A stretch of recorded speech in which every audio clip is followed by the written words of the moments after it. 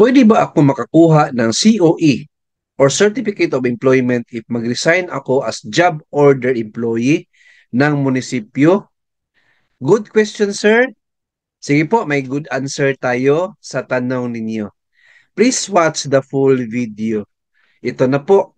Unang-una, sir, ang job order employee ay marami yan sa government or sa munisipyo.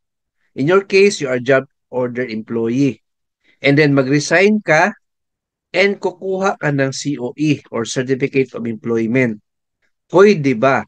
Answer po, sad to say sir, hindi pwede. Bakit?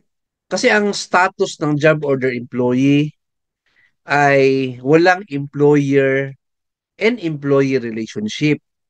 Ibig sabihin, wala kayong employer, sir.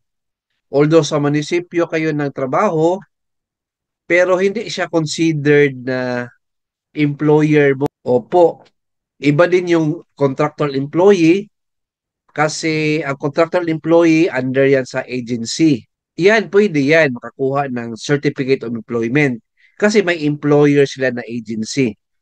Pero ang job order employee, kagaya mo, ay walang employer po.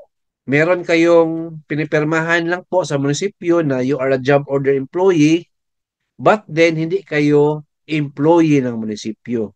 As a result, pag mag-resign kayo, hindi po kayo makakuha ng COE or Certificate of Employment if I'm not mistaken. Ayan po. Kaya napansin po ninyo, sir, as job order employee, wala kayong SSS, wala kayong pag-ibig, wala kayong PhilHealth, right?